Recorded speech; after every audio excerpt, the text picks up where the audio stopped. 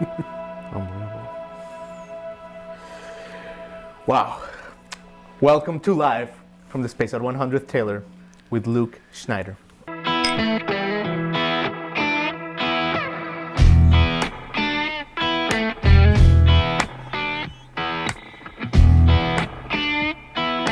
Man, Luke, it just took me a minute to come down from that. Sweet mother of cargo pants. Wow. Man, what a magic thing you do. Thank you. Seriously. Thank Absolutely. you. Great seeing you, Luke. Thanks, likewise. Absolutely. Likewise, good to see you again. Good to see you, Luke. So, man, I mean, first of all, you're the man of the hour. I mean, you're playing, Cheekwood Gardens, which is this big botanical garden here in Nashville, playing the Ryman Auditorium, playing the big museum here in town, and you're the star of the New York Times. This beautiful photo of you, Yeah. in your garden, man. Yeah. What a time, huh? Yeah. It's been a pretty busy past couple months. Yeah. And I released, or was honored to be a part of a release that features a bunch of ambient, avant-garde, experimental pedal steel players like myself. Yeah. And the New York Times sort of wrote a piece, a great writer named Grayson Curran wrote a really cool piece for them that sort of highlights the newest adventures that people are taking on pedal steel. Absolutely. And all the different backgrounds that players are coming from who are trying to, forge new journeys on this instrument. So, that has kind of been my focus the past few months, and there's been a lot of renewed interest in ambient, new age pedal steel. Absolutely. So. Yeah, man. And as I was looking at you perform, and I've seen you perform before, Luke, you are one with the instrument. More than like almost any other instrument that I can think of. I feel like, there's no audience interaction, there's no wink wink to the photographer. You are in it like no one before. It really is like that's how it feels. Am I right or am I wrong? Yeah, I mean, there's players, and artists who have played this instrument who have come before me that are just masters of it and have achieved an ability that could take me 10 lifetimes to get to. So, I don't. The skill that I have on the instrument is probably not virtuosic like a player like Lloyd Green or Buddy Emmons or Paul Franklin, but what I do, I think that is unique, if I may say that, is all of the ambient pads and what sounds like synthesizers is all being generated by this instrument. Yeah. And for me, the reason that I do that is, frankly, I'm more comfortable playing this instrument than I am a keyboard synthesizer or a guitar. So it's easier for me to generate what sounds like synthesizer pads on pedal steel than it is to press the chord on the keyboard. That might mystify some people, but it's true. So all of the music that people hear on my records is coming from this instrument. And so as you notice, that requires a great deal of focus. There's 20 strings here on this double neck instrument, and I'm trying to conjure up not only sounds that are in tune, but also I'm trying to conjure peace with the listener and myself simultaneously. So the title of my first record was called Altar of Harmony, right? And that was inspired by a friend of mine. Said, he's like, Luke, when you're doing your thing on the pedal steel, he says it looks like you're casting spells and conjuring, conjuring spirits from another realm at an altar.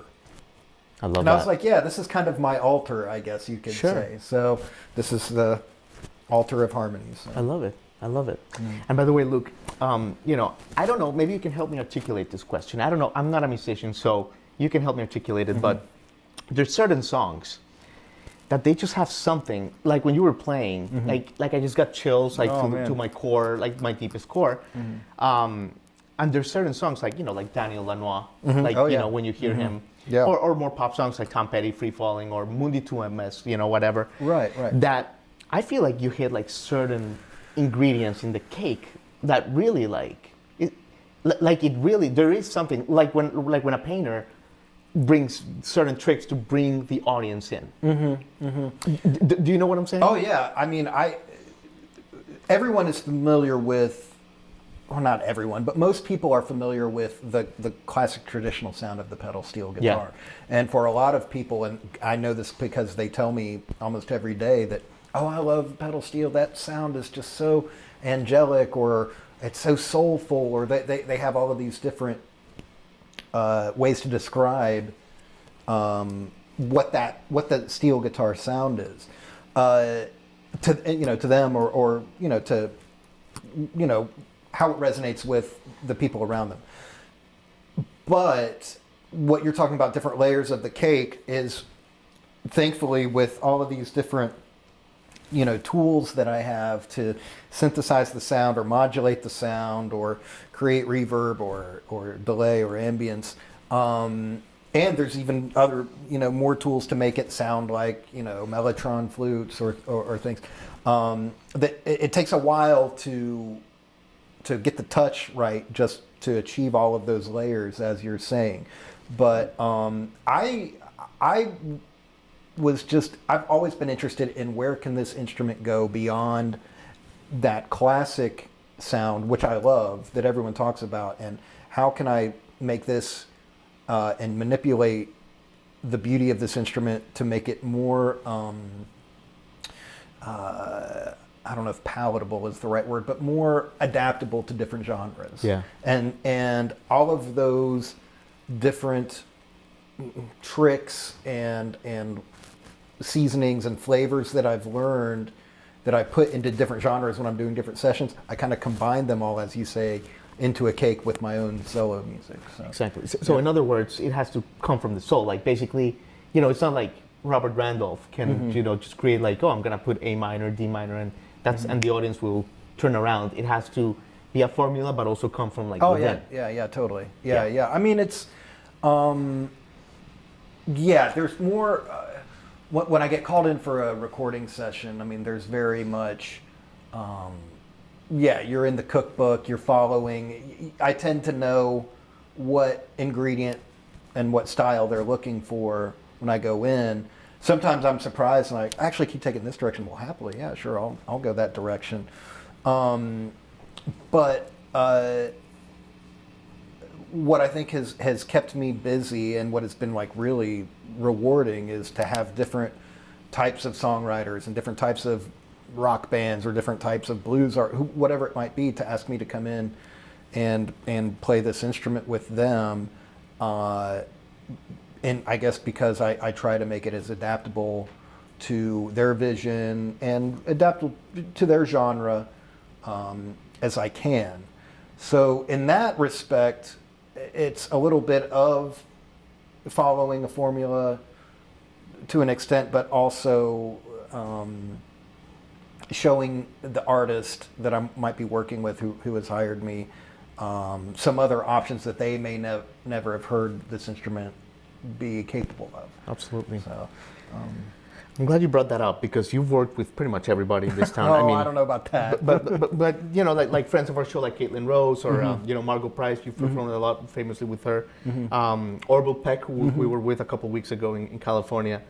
But you made the shift at some point. You're still playing, with your friends, but you've also carved a path as your own solo artist. Yeah. Tell us a little bit about that jump, because I would imagine that to be, especially in pedal steel. Was that a little bit, I don't want to say scary, but like it was a little bit of a leap of courage, right? A little bit of a new territory. Very much, yeah. I had been really wanting to explore what I could do on my own, and specifically what I could do on my own in the new age ambient genre, which is the music that when I first started kind of doing my own stuff under my own name and playing shows under my own name, is what I was listening to all the time. It's just, at home, and really, honestly, I still am largely listen to mostly like Susan Alcorn, all that stuff. Oh yeah, and classic 70s and 80s, new age, music. I mean, artists like Don Slepian, and I mean, there's too many to name. Constance Demby. Sure. But I got deep into that world, and I was listening to that music so much I was inspired to make my own. Well, the instrument, like I said earlier, the instrument I'm most comfortable on is this instrument, and I thought it would be a unique approach to intentional ambient new age music. A few people have done it before, but not everyone has done it all like 100%, like what sounding like synthesizers is actually this. So to answer your question, I was used to playing in bands with artists as a sideman. And I, having done that for years, I did not envy the part where they have to be in the spotlight and be the center of attention in a room and be interviewed all the time. No offense, but and be on and be performing and engaging with their audience. For me, it was nice to just I walk out on stage, I'm far stage left, I'm just kind of over here sitting down and hiding, and then I can do my job and walk off, and so having to do all the logistics to book the show and put together the bill and make sure everyone is happy at the show and the opening acts, all of that falling onto me was a lot of pressure, and I can get wound up about making sure everybody's happy and taken care of and squared away. So that was difficult. Honestly, making the music part and recording it in the studio was the easiest part. Sure. And then getting up and doing it live by myself, where a loop could drop out at any time, or you press the wrong button and everything falls apart, which happened a few weeks ago.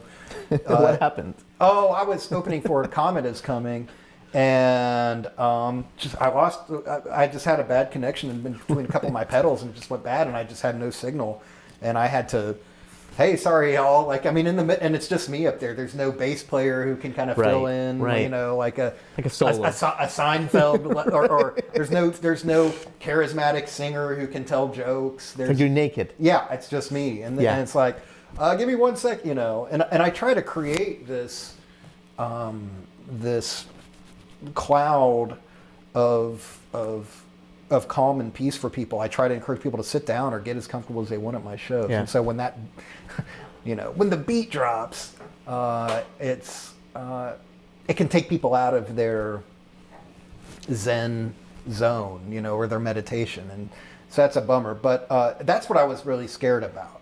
Over time, I've gotten more comfortable and more accepting of the fact that, hey, that might happen, and that's part of the beauty of the instrument, right?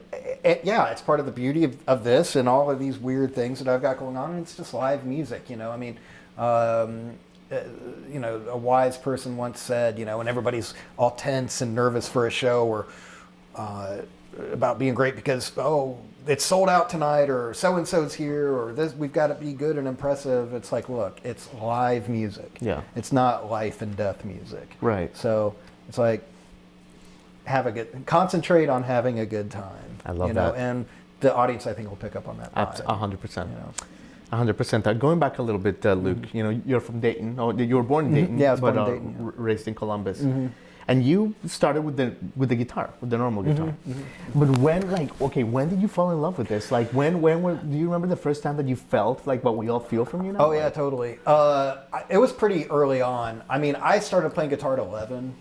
My dad had acoustic guitars laying around the house, and that's when my ear first opened to the music they were listening to, the Beatles and California country rock and Neil Young, Crosby, Stills and Nash, Eagles, Linda Ronstadt. And there's pedal steel guitar in all of that music. Yeah. So I was playing, just strumming acoustic guitar and learning that around the house as an 11-year-old. And that was also 1991, so that was kind of the height of Nirvana, Pearl Jam, which of the new bands were my favorite. But I was also into like Neil Young at 11 years old. And my dad brought home, my dad would bring home CDs, on his way home from work. He would stop at the record store or whatever. And one day he brought home Neil Young's Harvest Moon. And it sounds crazy looking back on it, but I was 11 years old and I really gravitated towards that CD. And not bad for 11 years old. Yeah, right. That explains a lot. I'm kind of proud of myself. I was an old soul. And I was fascinated with the steel guitar on that record. And I remember asking my dad, I was like, is that pedal steel? Yeah, that's pedal steel. Like you hearing things. So I was playing acoustic guitar, but I knew pretty soon, I was like, I really want to play that. That's cool. But at 11 years old in 1991 in Columbus, Ohio, I didn't have the wherewithal or the resources to get one. So it wasn't until I moved to Tennessee for college, at MTSU, and had a summer job and had like a really lucrative week. And I took all of the money I made and went and bought a steel guitar, and I was like 21. So it took me 10 years of just playing guitar to get to where I had the resources to get a pedal steel. And that's when you got it, like that was it. Like you were in the lab. I think so. Yeah. I was pretty sure that this was going to be my thing. I practiced it really hard for like 6 months. I mean, hours every day, and I got good enough to play in bands, just barely good enough.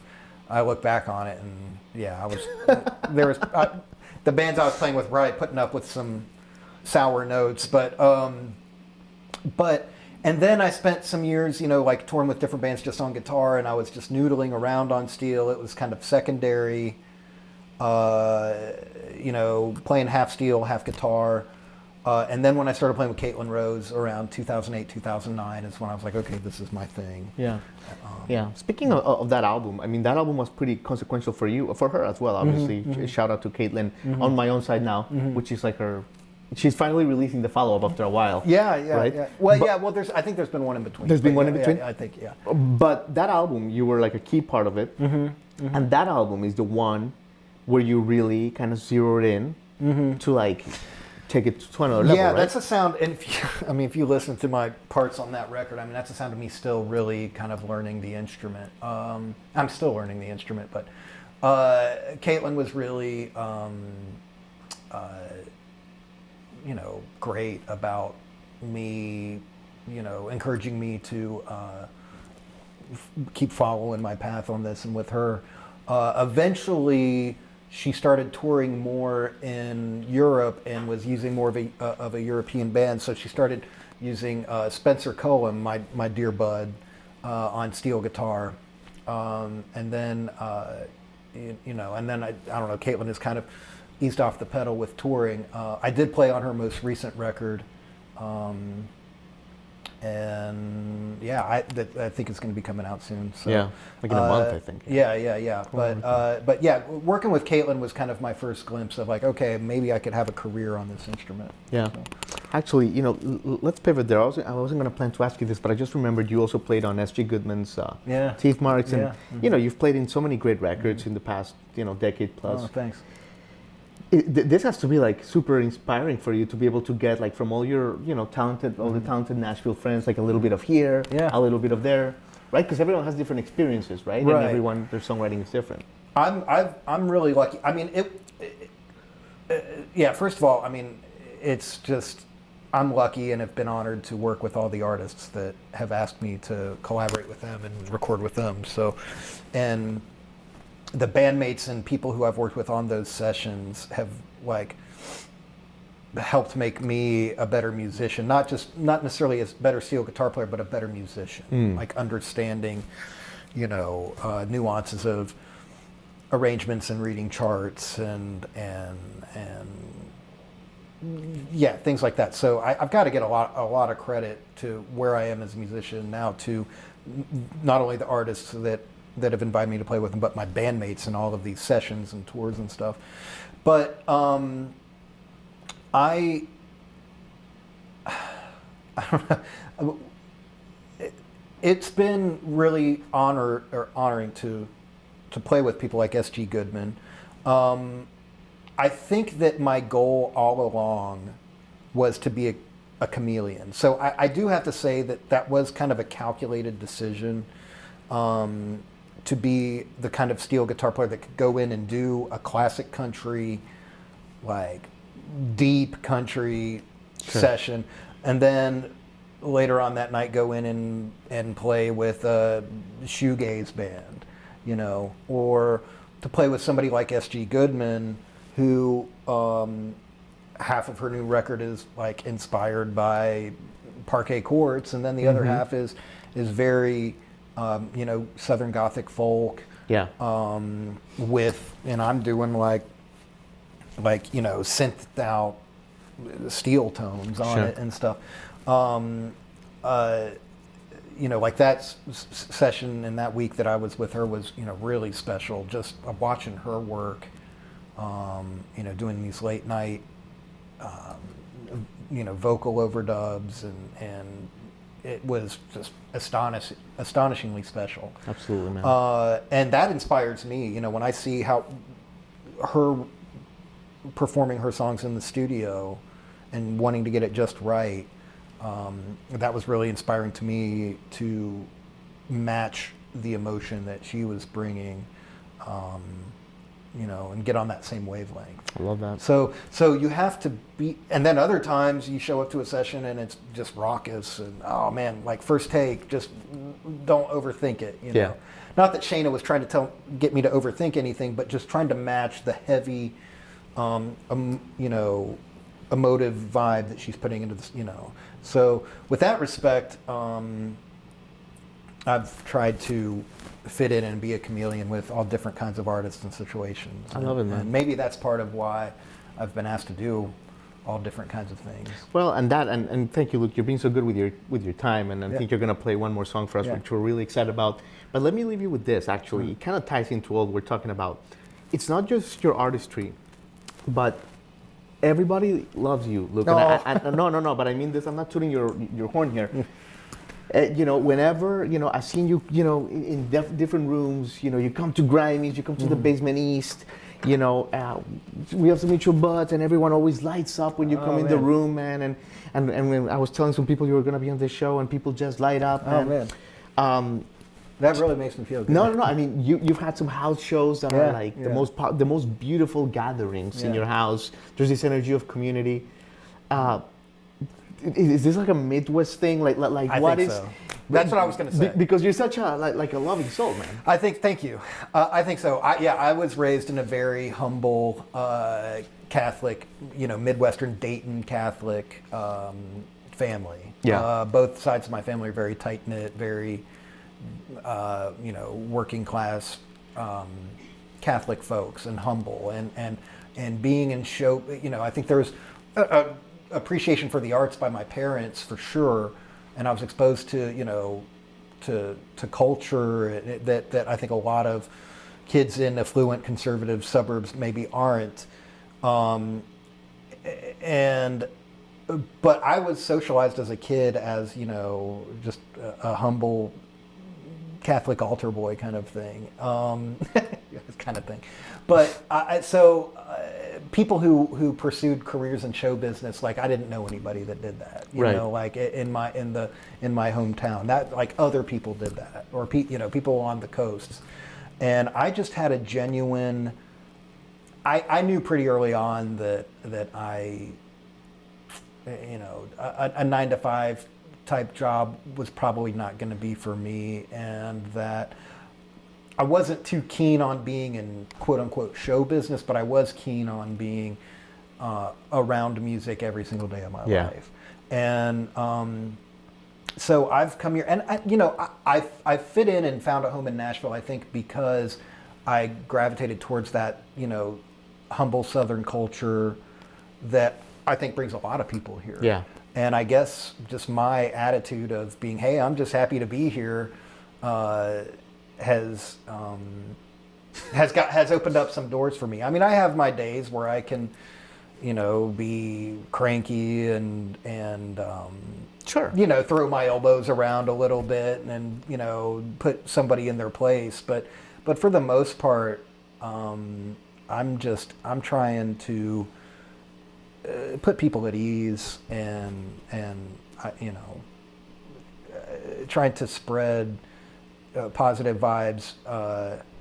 Which again, I'm not always perfect, but the more that you try to put positivity into the universe, the more it's going to come back to you. I mean, that's a total new age cliche, but that's just how and to be appreciative and humble about where you come from and where the blessings that you have. So, yeah, that's just my outlook on it. Absolutely. Well, we appreciate it. Thanks, I mean, man. I appreciate the vibes and the energy. Oh, thanks. So take us away with the song, if you will, but tell us a little bit about this song. Oh, yeah. So, well, I'm going to try and put this together. Maybe this can be a little tricky to do, but this is a track that is on the recent release. Right. That it's called Chrome Universal, and what is the name of the album that Tompkins Square, the record label, released, and it features a bunch of different ambient, new age, experimental pedal steel players. Spencer Cullum is on it. Susan Alcorn, the legend. B.J. Cole, a legendary steel guitar player. All have like instrumental, ambient, sort of weird steel pieces on it. And this was my submission. I'm going to see if I can do this. The name of this track is called Yosemite. And it's just inspired by, my first trip there. It was pretty magical. So, anyway, all right, we'll see if I can do this. Thanks for having me. Absolutely, man. Thank you for coming. All right.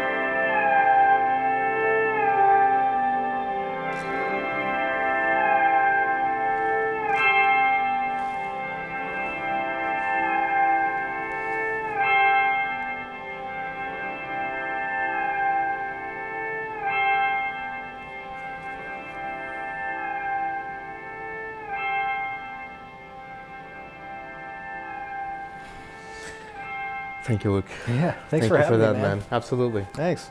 This is fun.